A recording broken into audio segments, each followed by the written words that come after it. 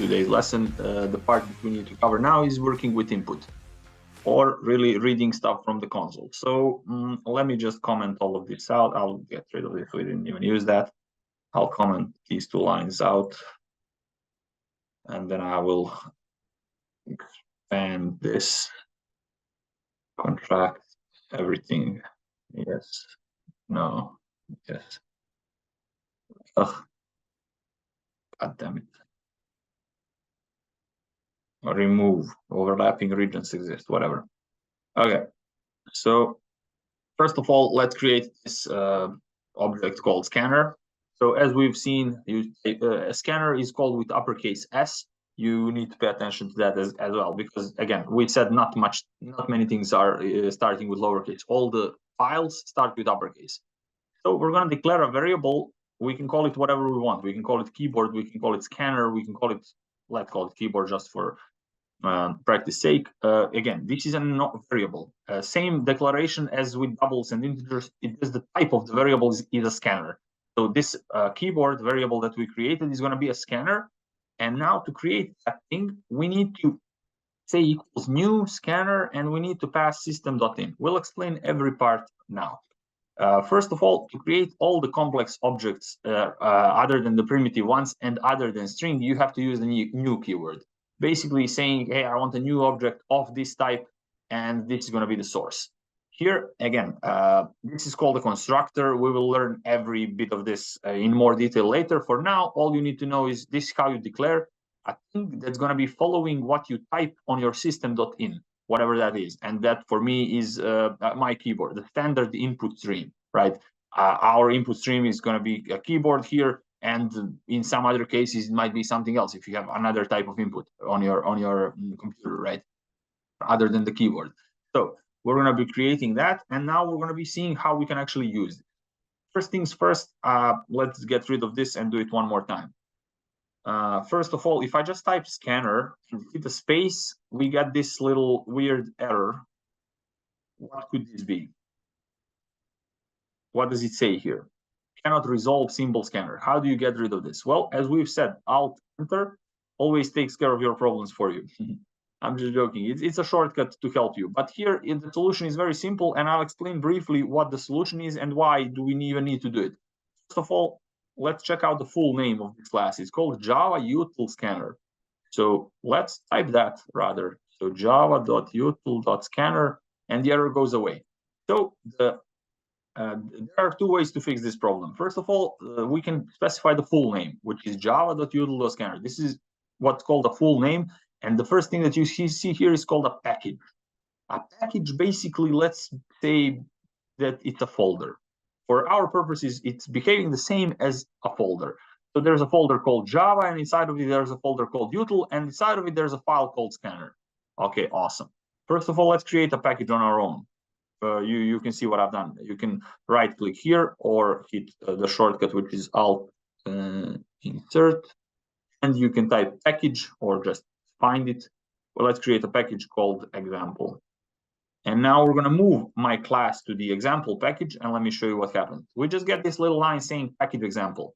Well, now I can put more files in my example. I can have more packages. As, again, I said, for your purposes, they behave the same as folders. Right here, they're even displayed as folders. I can create another package and have other classes there. What these things are used for? Well, the same purpose your folders are used for. To store stuff and to store stuff that's similar to each other. Let me say I can create a package called database and save like 5 or 4 different database classes in that package, right?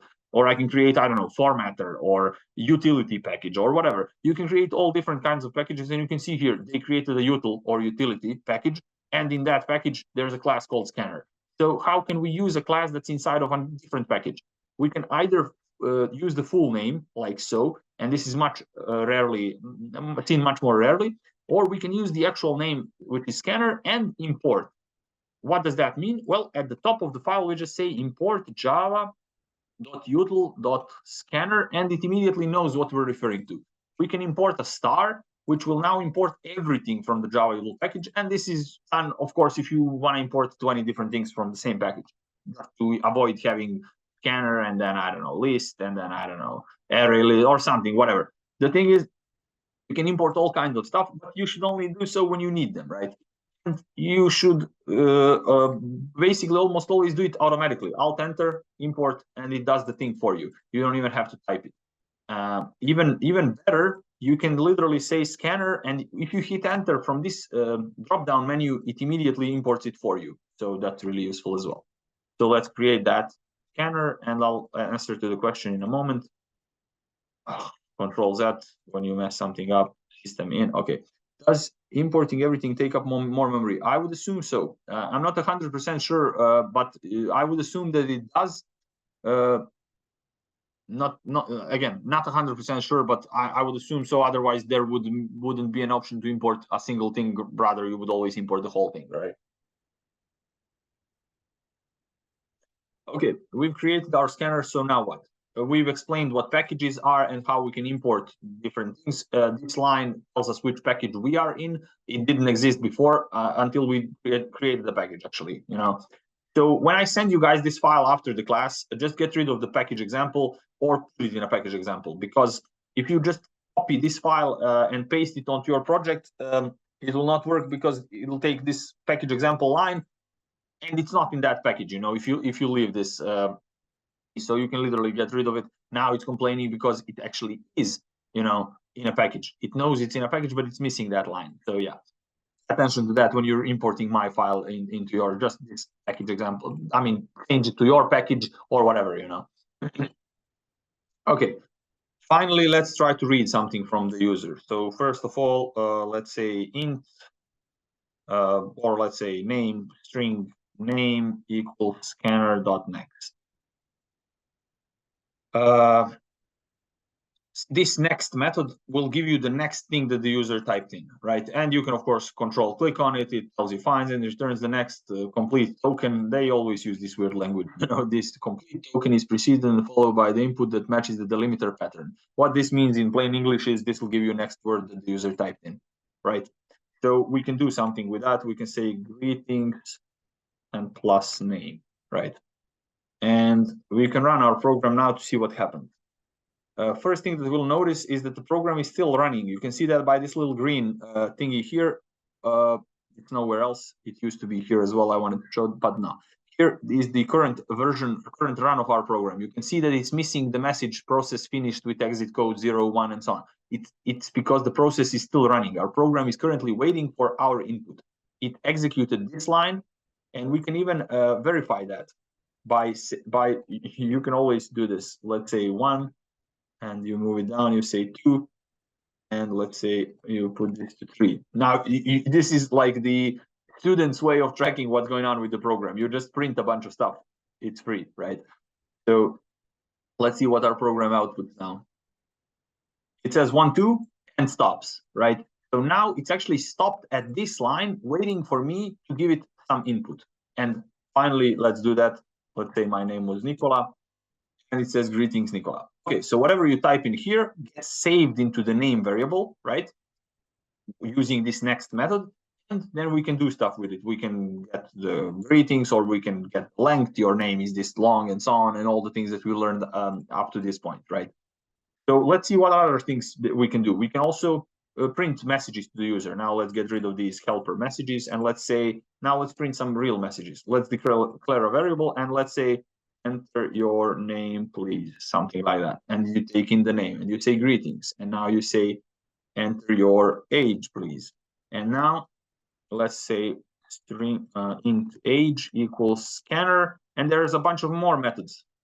Next something, next will give you a string, next int will give you an integer. So let's try to get an integer.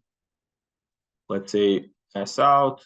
We're just gonna like echo back the data. We can't do really much with the data, but we're just trying to learn how to actually get stuff from the user. You are plus age plus space years old. Attention, I mean, I'm just coding everything perfectly from the first time. Not that I'm bragging, but when you're doing it, just pay attention. You have this space here, you have this space here, so the message will be nicely spaced out. You know, if you miss a single space like so, you'll see. Let's run. I mean, these are just the little things, you know. Enter your name, Milan, enter your age, 29. You are 29 years old. You can see here, it's not really perfect. So let's say 29 and then a space here. Why exactly here? Why not here?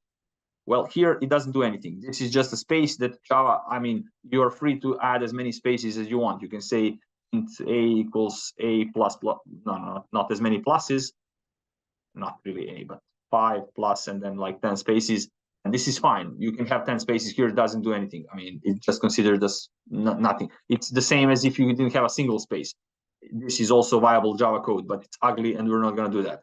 So, of course, there's a shortcut to fix everything properly, immediately. But the thing is, we usually just put one space around everything just so everything is more visible, around the equals, around commas, and so on. And this is convention. And what I wanted to say is we don't put a space here because that space is Java code. This is Java code. This is part of a string, right? Okay. So we put a space here inside of a string because we want that to be space years old rather than just years old, right? Okay, in real life, why we need this scanner class? Maybe examples where to use it. Well, in real life, if you were, again, writing a console application, you guys remember that we're writing a console application, a terminal application, you know, a terminal command prompt. You would do something like, I swear I gotta install me some Java here just to show you. I mean, you have to install it here. Java is not recognized. You know, when you install, I mean, Java is installed, but these like command line tools are not. You know, that's a different thing. Whatever. So basically, imagine running a program like so, you know, Java C, and then compile something, and then you run Java main, and it asks you something, you know, you want to do something, and then you say yes, no, you know, you can literally communicate with the program, with the console application. In the real world, you will never see this because you will also never see a console application at all. Why? Well, because every application has a UI. Imagine presenting this to the user in 2023, somebody would fire you, you know. So why are we even using this? Well, because we're trying to learn the basics of programming here using these console applications. Scanner itself might be useful in some other circumstances. For example, Scanner is not simply made for this. It can also be used for some other purposes, such as, I don't know, like reading from files. You can read from files using a scanner. So its source doesn't necessarily have to be system in. It can be anything, any stream of data, and a file is a stream of data. There are other streams of data and so on. We'll learn that a little bit later. But again, scanner in the real world hardly, because you're going to have a UI. You're going to have a box that says, you know, enter your age rather than a scanner. So it's going to be something different. But again, we're starting with the simplest things, reading from the console, outputting to the console, and then later things get more complicated. You have a UI, everything communicates and so on, you know. That's hopefully answering your question. So let's see what other things we can do. And let me just answer the another question. Will we learn any front end in the course or only console? And no, not any. I'm not sure about the full 12-month course. I think in 12 months they might even chuck in some Java FX. Java FX is the framework in Java that has a graphical user interface. You can literally create little apps. And unfortunately, I can't teach you that because I don't know Java FX. But you can literally create like buttons and all the things that you are used to, you know, creating a Windows application with Java FX. You know, you put a button, you put a text box, you put stuff, and then you tell it, when I click the button, change the text box to this and that, you know. So that's your front end, right? There's a Java framework for that, Java FX for console applications. I'm not 100% sure, Omar, as I only do like first and second modules. So for me, I think it's 3 more months with me, and I'm not sure after that. So you have to check out with the what course managers about all the details. I'm not aware for the groups that I don't hold. So that's my part of the answer. And basically another way to create front end would be, you know, I mean, I'm creating Android applications. So there we don't use Java FX, we use Java for Android, right? Some specialized Java classes that were, you know, designed for Android and so on, you know. So creating the scanner object, we've already explained this, but let's go through it one more time. Scanner, this is another variable, just like any old integer, type, name, value, right? Same old story. Int a equals 5. This is the same, just the type, instead of int, it's scanner. The scanner is the name. We can also change the name to anything that we want. We can just go ahead and say refactor rename or shift F6, and we can name it keyboard or input, you know, and you can see it changes in all 3 places, right? And instead of a simple value like this, we have a more complex value, which is, you know, create me a new object of type scanner using system.in as its, data source. That's basically how you would read this line. And after doing that, you just use it like a regular variable. You call methods on it, and that's it.